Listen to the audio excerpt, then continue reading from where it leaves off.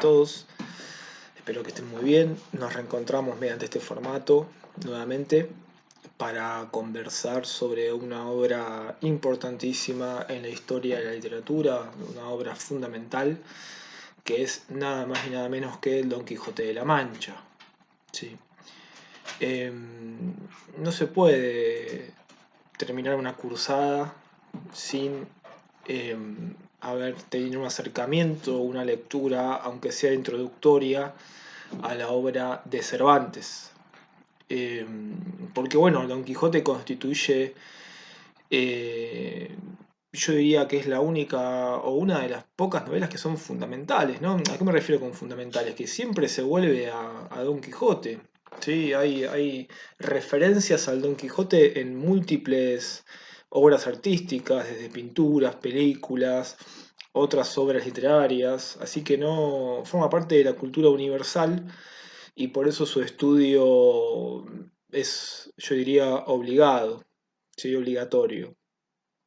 Bueno, a modo de introducción, antes de hablar específicamente de la novela, vamos a comentar algunas cuestiones sobre el autor, sobre Miguel de Cervantes Saavedra, el autor español. ¿Sí? Él vivió entre 1547 y 1616, pleno siglo de oro español. ¿Sí? Llamamos siglo de oro español a los siglos XVI y XVII, que marcan, bueno, el punto más alto de las artes españolas, ¿sí? El Renacimiento, el Barroco, conforman el siglo de oro. España brinda al mundo sus obras más importantes, sus obras más, yo diría, profundas, ¿no? Por el contexto en el que son escritas, las guerras contra Turquía. Bueno, es el punto más alto de la obra de Lope de Vega, de Cervantes mismo. Un poquito anterior tenemos a Garcilaso, Gracián, Quevedo, Góngora. Bueno, son muchos escritores que aportan sus obras y contribuyen a exaltar la literatura española y el arte español, ¿no? Te metemos en pintura a Velázquez, por ejemplo, ¿no? Bueno, son realmente muchísimos artistas españoles que ponen a España justamente en el punto más alto del arte, ¿sí? En el siglo de oro. Eh, bueno, Cervantes, su propia biografía constituye de por sí una novela, o podría constituir una novela, puesto que fue muy interesante, llena de aventuras. Realmente hay que decir que Cervantes, antes de ser escritor, él fue militar, ¿sí? Ya desde muy joven, antes de los 30 años, ya había participado en varias batallas, ¿sí? Como decía anteriormente, eh, los siglos XVI, XVII fueron muy agitados para España, sobre todo en materia de batallas contra los turcos, los otomanos. Cervantes participó en muchas de estas batallas, lo cual hizo que recorriera buena parte, bueno, de España, de Italia, incluso estuvo combatiendo en Italia. Su batalla más recordada, sin dudas, es la batalla de Lepanto. Allí él, bueno, es herido en su mano izquierda. Su mano izquierda queda inhabilitada, queda mal herida, no pierde la mano, pero queda, bueno, incapacitado de usarla. Por eso se lo conoce en la historia de la literatura como el Manco de Lepanto, ¿sí? El Manco de Lepanto, porque justamente en la batalla de Lepanto casi pierde su mano izquierda. Por suerte le da derecho y bueno, pudo escribir Don Quijote después, ¿no? Si no, tal vez nos perdíamos de Don Quijote, salvo que lo hubiera dictado o escrito con su mano menos hábil. Bueno, el punto está en que Cervantes se destaca en las sucesivas batallas por su valentía, ¿sí? Todas sus biografías, al menos las que pude leer yo, hablan de un Cervantes muy valiente, muy noble, ¿sí? Un hombre bueno, que siempre iba para adelante, ¿no? Para que me entiendan. ¿A qué me refiero? Bueno, él estuvo, por ejemplo, ¿no? Un ejemplo de esto, él estuvo cautivo, lo tomaron como prisionero por las circunstancias de la guerra en Argel, junto con su hermano Rodrigo. Él tenía, bueno, su hermano Rodrigo, también tenía varias hermanas, pero bueno, estuvo cautivo y bueno, frente a la posibilidad de salir, ¿no? de la prisión, él prefirió que liberaran a su hermano Rodrigo. Eh, bueno, como les digo, estuvo 5 años y bueno, esa parte, ese tramo del cautiverio de Cervantes es fascinante porque él intenta fugarse de la prisión varias veces, no lo consigue, en una oportunidad lo traicionan, él se hace cargo de esa circunstancia, digamos, de su intento de fuga y lo encierran en un calabozo, lo tortura. Bueno, como les digo, parece, ¿no? una, una novela su historia. Fíjense que todavía no hemos hablado nada de Cervantes escritor. Sí, me interesa en esta primera parte de la exposición que nos quede claro esta idea de que Cervantes tuvo una experiencia militar y en consecuencia una experiencia del mundo, ¿no? De las circunstancias, que luego lo vamos a ver plasmado, por supuesto, en el Don Quijote, que es su obra principal. Bueno, finalmente él, como les estoy contando, sale del cautiverio en Argel gracias al pago de una fianza.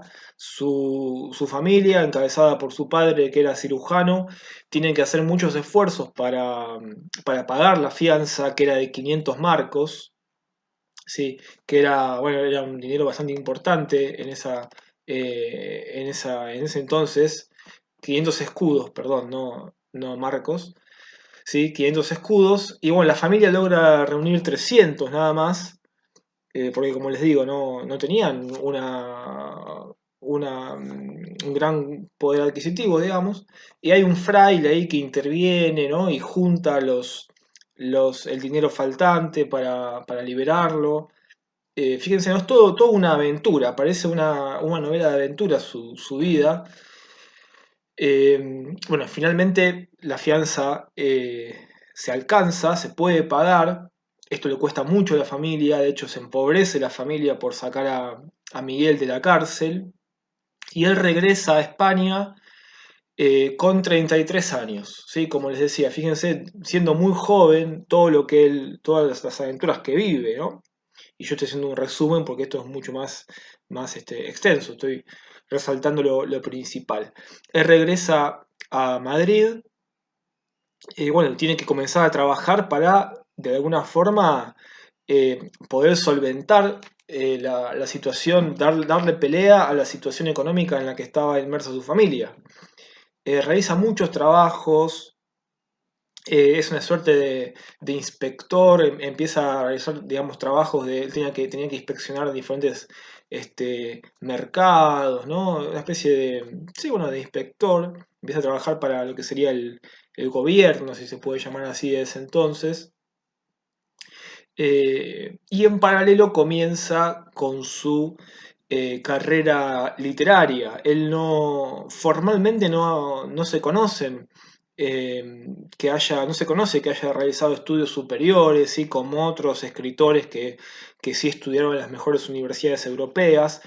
No es el caso de Cervantes. Él comienza a escribir ya a una edad, bueno, no era viejo ni mucho menos, pero sí, no tiene un comienzo precoz o prematuro en la literatura. No es que es un escritor de esos que escuchamos, bueno, como les comentaba en su momento con Oscar, de la forma de Oscar Wilde, ¿sí? Que Oscar Wilde ya comienza a escribir desde muy chico, por poner un ejemplo, ¿no?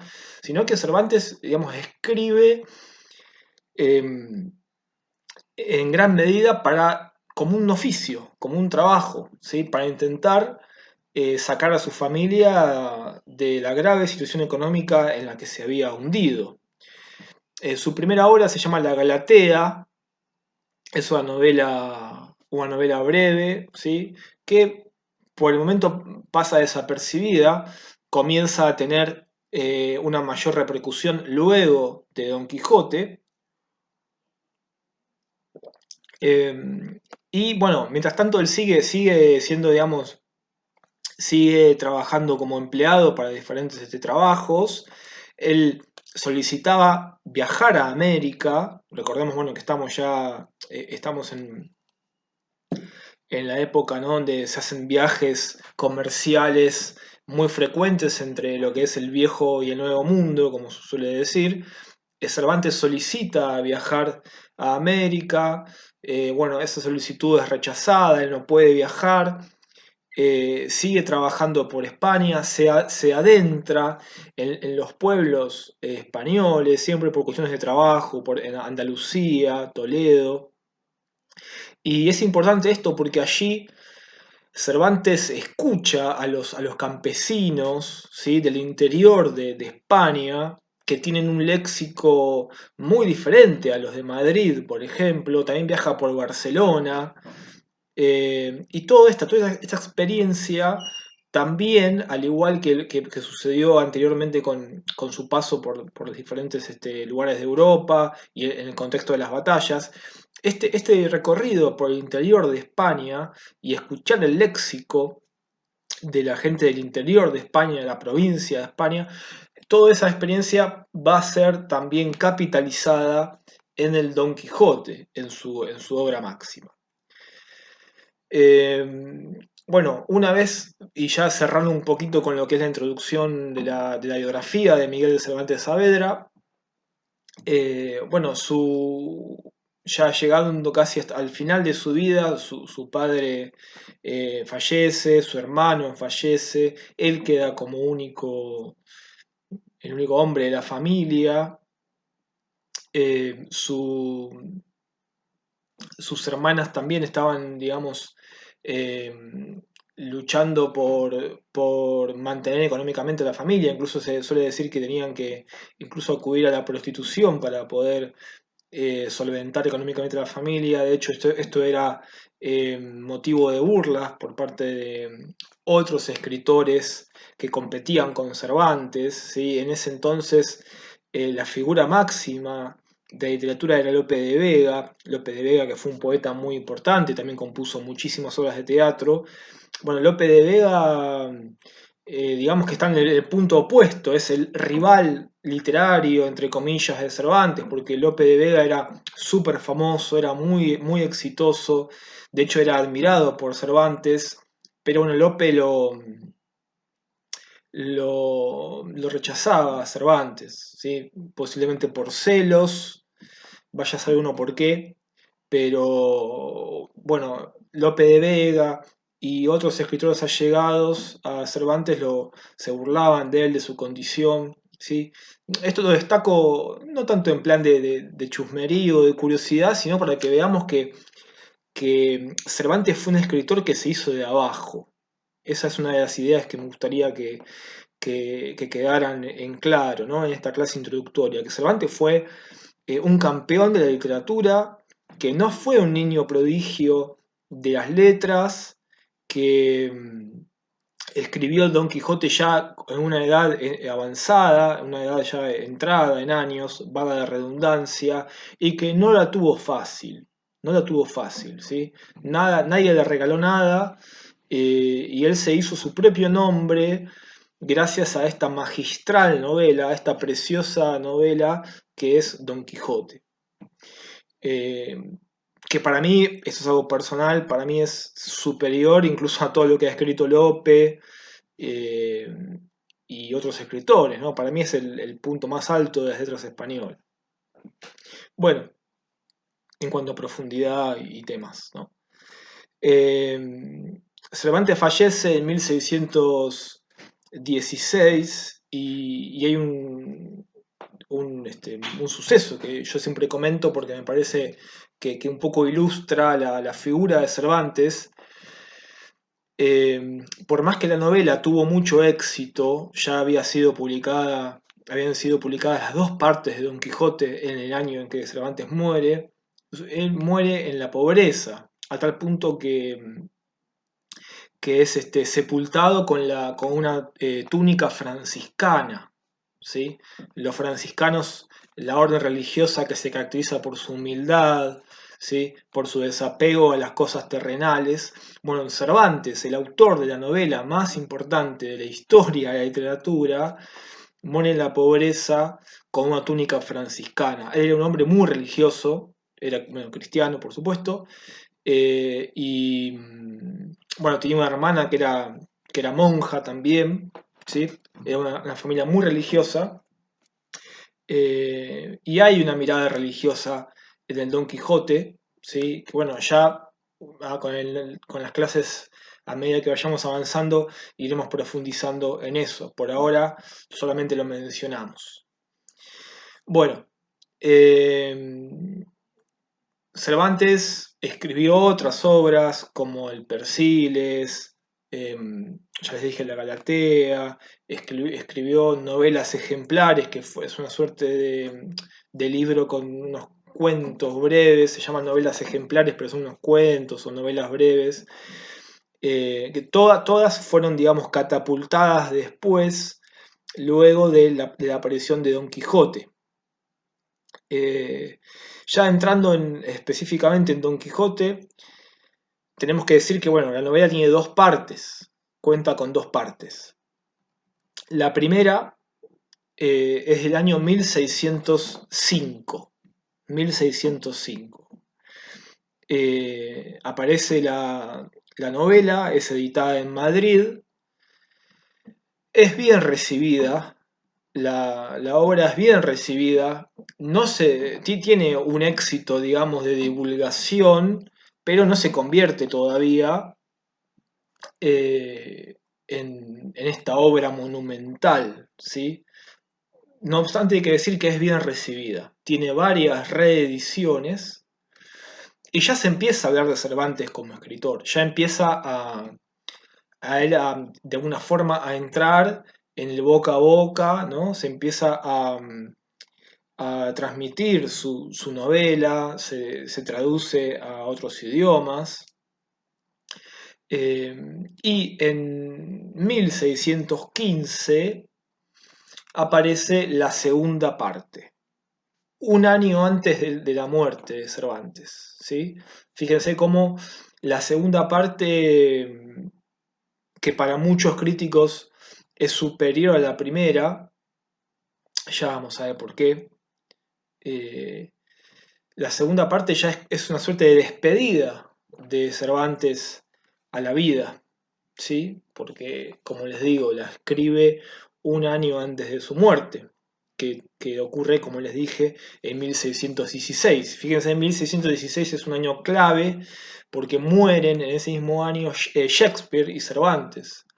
Posiblemente los dos escritores más importantes y fundamentales de la modernidad fallecen el mismo año, ¿sí? Parece una cosa medio sacada de Dark, pero fue así. Bueno, eh, bien, ¿por qué es tan importante Don Quijote?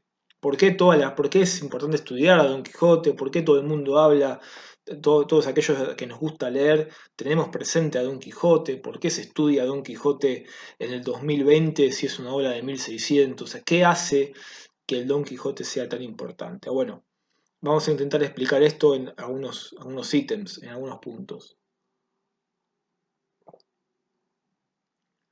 En primer término, Don Quijote eh, está considerada como la primera novela moderna.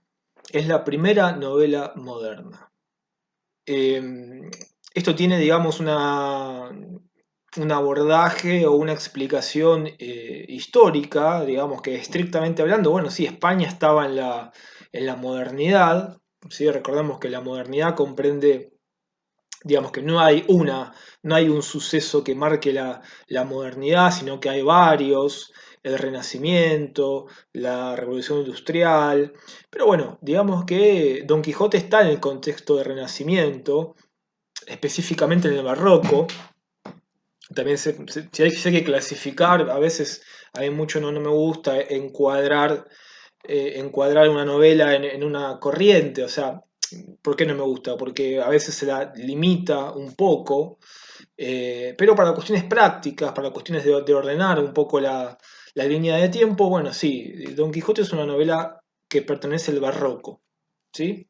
Está ahí iniciando el siglo XVII, el 1600. Es la primera novela moderna, en un sentido histórico, porque pertenece a la modernidad, pero también es la primera novela moderna en un sentido formal, en cuanto a su forma, en cuanto a su estructura.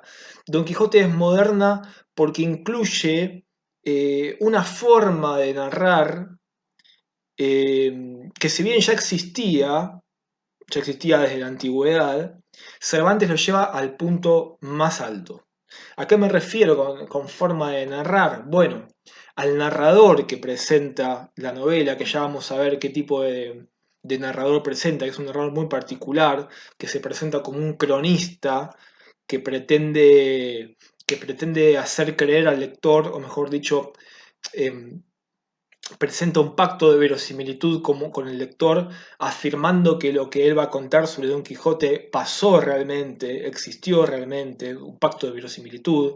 ¿Sí? El narrador es un cronista que nos cuenta la historia de un hombre, Don Quijote, que vivió en La Mancha hace mucho tiempo. Esto pasó, ¿sí? Eso nos dice el narrador, sucedió, es un relato verídico. ¿Sí? Además tiene bueno, muchos saltos en el tiempo, lo que se conoce como flashbacks o como prolepsis, ¿sí? Que se adelanta, hay juegos en la narrativa, hay relatos enmarcados, ¿sí? Es decir, la novela es tan extensa, ¿sí? Porque bueno, contiene en sí misma otros relatos. Me refiero a que en determinado momento del viaje de Don Quijote y de su amigo Sancho se encuentran con un personaje que puede ser un pastor, por ejemplo, y este pastor les cuenta una historia. Bueno, esa historia aparece reproducida, ¿sí? Dentro de la novela en la forma de cuento breve, ¿sí? Y eso se llama un relato enmarcado. Son mini historias dentro de la historia principal. ¿Sí? Son digresiones. Y estos relatos enmarcados, estas mini historias que se cuentan, Cervantes tiene la genialidad de, mediante estas historias, incluir todos los géneros usuales en el Renacimiento y en el Barroco. ¿A qué me refiero con esto? Que encontramos en Don Quijote encontramos relatos de la tradición pastoril, relatos de la tradición picaresca, relatos satíricos, ¿sí? Relatos de tipo de aventura, de género de aventura. ¿Sí? Todo lo que se escribía en cuanto a género en el Renacimiento está en Don Quijote de alguna u otra manera. Es decir, que Don Quijote es una síntesis, ¿sí? En cuanto a temática, en cuanto a formato, en cuanto a tema, es una síntesis de todo lo que se escribió en el Renacimiento. ¿Sí? También es la primera novela moderna por la historia en sí mismo que se cuenta, en sí misma, perdón, en sí misma que se cuenta. Don Quijote es lisa y llanamente la historia de un hombre que está loco, ¿sí? Un hombre que enloquece. Poner en primera plana la historia de un loco no es la primera vez que se había hecho, nuevamente, pero sí es la, la manifestación más acabada, la manifestación mejor lograda de este tipo de personajes. ¿Sí? Está tan bien construida la figura de Don Quijote, para que se den una idea, que Sigmund Freud, que fue el doctor alemán que, bueno, que inicia, ¿no? el psicoanálisis, Freud eh, aprendió español exclusivamente para leer y para analizar, para entender al Don Quijote. ¿Sí? Bueno, fíjense cómo la importancia así de la novela, como les decía al principio, que se expande y que alcanza diferentes puntos de la cultura, psicoanálisis, bueno, muchos contextos, eh, muchos campos estudiaron desde diferentes perspectivas y siguen estudiando a esta novela. Pero lo que hace más importante, y lo dejé para lo último justamente para destacarlo, lo que hace tan importante a Don Quijote es su intención. Don Quijote como novela tiene el propósito, pensado por Cervantes, por supuesto, tiene el propósito, tiene la finalidad de burlarse mediante la parodia de las novelas de caballerías. Don Quijote tiene ese objetivo. Cervantes busca parodiar, busca burlarse, busca acabar, busca terminar con las novelas de caballerías. Esto lo afirma el propio escritor en el prólogo, ¿sí? ¿Qué eran las novelas de caballerías? Bueno, era un tipo de novela que era muy popular a fines de la Edad Media. Ya también se leían mucho en el Renacimiento, siglo XV, siglo XVI. Eran novelas que las primeras que salieron, como el Amadís de Gaula, por ejemplo, que es una novela clásica de caballería, realmente eran muy entretenidas. Sí, básicamente son novelas de aventuras, donde se presenta la figura de un caballero que tiene que superar una suerte de pruebas, varias pruebas, para rescatar a su amada. Suelen aparecer seres fantásticos como gigantes, trolls, dragones. Eh, Eso realmente al principio, ¿no?, de su aparición era una lectura muy amena, pero con el paso del tiempo la originalidad de estas publicaciones fue decreciendo, ¿sí? Era un género muy popular que los leía todo el mundo, desde la nobleza hasta el plebeyo, ¿no? La gente, digamos, de a pie, como se dice, también los religiosos, ¿no? Leía este tipo de novelas. Pero había llegado a un punto ya en el 1600 donde el género estaba agotado. ¿Sí? Ya no daba para más, era muy repetitivo, no había originalidad. Entonces Cervantes tiene la brillante idea de escribir el Don Quijote para parodiar a estas novelas, para burlarse a través del Don Quijote como personaje, porque él es un hombre que se vuelve loco eh, como consecuencia de la cantidad de novelas de caballería que ha leído. Como vamos a ver en el primer capítulo, que ya va a haber una clase especial sobre el primer capítulo que es muy, muy, muy famoso, y hay muchísimo para decir y para analizar en el primer capítulo. Bueno, él incluso vende partes de su hacienda, partes de su tierra, para comprarse todos los libros de caballerías que estaban disponibles, ¿no? Don Quijote se cree un caballero. Se cree un caballero andante en una época donde la caballería andante no existía más, ¿sí? Pero ya vamos a hablar bien de eso, ¿no? Vamos a profundizar eso en el primer capítulo, en la clase siguiente. Entonces les decía, ¿no? Don Quijote es una parodia. Lleva como fin parodiar a las novelas de caballerías. Yo ya dije esto, acá tengo un machete como para no olvidarme nada. Bueno, otra cosa, también otro factor que hace a Don Quijote una novela tan importante es el trabajo que hace Cervantes sobre el lenguaje.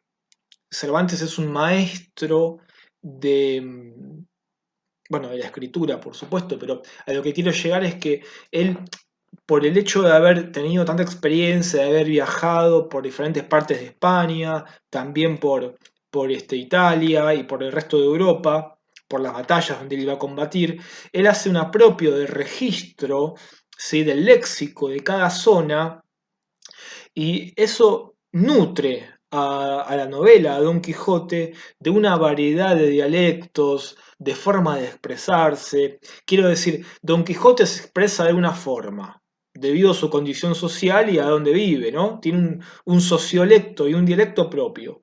Sancho Panza, su amigo, del cual ya vamos a hablar también, se expresa de una forma distinta.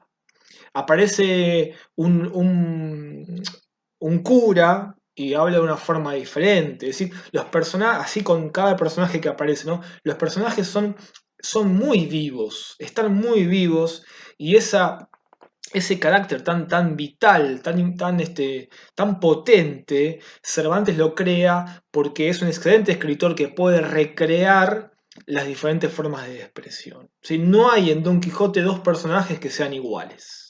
¿Sí? Eso pasa en muchas novelas, que sobre todo cuando leemos traducciones, vieron que leemos una novela, por ejemplo, escrita en inglés, traducida al español, y hablan igual, los personajes hablan igual, ¿sí? Cambia las acciones, lo que pasa, pero en cuanto al léxico es lo mismo. En Don Quijote no pasa eso, no pasa eso. Vamos a ver que desde el narrador hasta cada uno de los personajes se expresa de una forma distinta. Bueno, ya hablé de esto, perfecto. Bueno, ¿cuándo aparece el éxito de Don Quijote? ¿Sí? Bueno, una vez que la obra está culminada, las dos partes de Don Quijote, la primera de 1605, la segunda de 1615, y luego de la muerte de Cervantes, como sucede con muchos autores, su fama, el estudio por su obra se acrecienta. ¿Sí? Y bueno, ya en el siglo XIX, a partir del romanticismo y ni hablar del siglo XX, se generan toneladas y toneladas de material, de escritos, ensayos, reversiones sobre el Don Quijote. Se inmortaliza su obra. Hay un dato muy importante que me gusta siempre destacarlo. Como les dije, bueno, la segunda parte sale en 1615. Un año antes, 1614, aparece una segunda parte de Don Quijote que se la conoce como el Quijote apócrifo. Apócrifo significa falso, que no fue escrita por Cervantes. Es un caso muy particular en la historia de la literatura porque, claro, es un Quijote falso, escrito por un tal Avellaneda, que bueno, hay muchas especulaciones sobre este autor. Se dice que Lope de Vega, que estaba celoso de Cervantes, lo mandó a escribir, ¿no? Esta segunda parte, le mandó a escribir a Avellaneda esta segunda parte falsa. Lo cierto es que es una segunda parte que no fue escrita por Cervantes, que es de menor calidad literaria, que intenta imitar al Don Quijote cervantino, pero no lo consigue.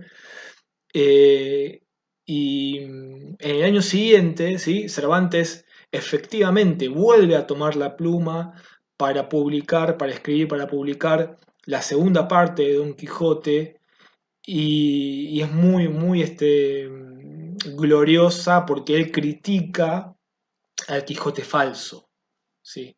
Critica al Quijote falso, critica a Avellaneda, a su autor, critica también a Lope de Vega. eh, por eso se dice, bueno, que la segunda parte es superior. A mí en lo personal me gustan las dos, disfruto de ambas, pienso a la novela en su totalidad. Eh, pero lo que sí es cierto es que la segunda parte tiene una variedad de personajes, de situaciones que son inolvidables para cualquiera que las lea y realmente quiera interesarse en la obra, ¿sí? Porque esto es como todo, a quien no le interesa, igual lamentablemente pasará Don Quijote y quedará inconmovible, pero quien quiera sumergirse en Don Quijote y apreciar la riqueza de su composición, bueno, Don Quijote siempre está ahí, preparado para sorprendernos. Es una novela de una gran polifonía. ¿Sí? ¿A qué me refiero con polifonía? Bueno, un poco como les decía hace un rato, la cantidad de sucesos que se narran en boca, en voz de los múltiples personajes eh, que transitan por la novela, hacen que sea una novela polifónica, ¿sí? Muchas voces, muchas voces. Esto va de la mano con lo que les decía recién de la cuestión del lenguaje, los diferentes sociolectos y dialectos que Cervantes utiliza. Yo creo que, francamente, a modo de opinión personal, creo que el mayor obstáculo a la hora de leer a Don Quijote es el lenguaje. Por supuesto que somos gente del, del siglo XXI, del 2020, y encontrarnos con una obra que esté escrita en un español del 1600 y por supuesto que nos puede generar una cierta, hasta rechazo diría, o puede resultar confuso porque hay palabras y estructuras sintácticas, gramaticales que ya nosotros no usamos más, pero insisto, con paciencia, leyendo el texto despacio, y en conciencia, ¿no? Teniendo conciencia de todo lo que significa Don Quijote, yo creo que es una obra que les va a gustar y que la van a recordar por mucho tiempo. Y como les dije al principio de la clase, me parece que es una obligación, por lo menos tener un acercamiento. Obviamente que es imposible leer los 74 capítulos de la obra, pero sí, bueno, yo hice una selección tanto de la primera parte como de la segunda de los episodios que considero esenciales y fundamentales para que tengamos un acercamiento breve, pero consistente y profundo sobre la obra. Así que bueno, sin más, por hoy me despido. Después les voy a dejar, bueno, qué les voy a pedir para leer y les voy a volver a subir una otra clase. Otra vez hagamos una clase sincrónica para analizar el primer capítulo, ¿sí? Que es fundamental. Así que bueno, espero que estén muy bien, que tengan una buena semana. Cuídense mucho y cualquier pregunta sobre esta clase me escriben en el espacio correspondiente, ¿sí? Cuídense mucho, nos vemos muy pronto.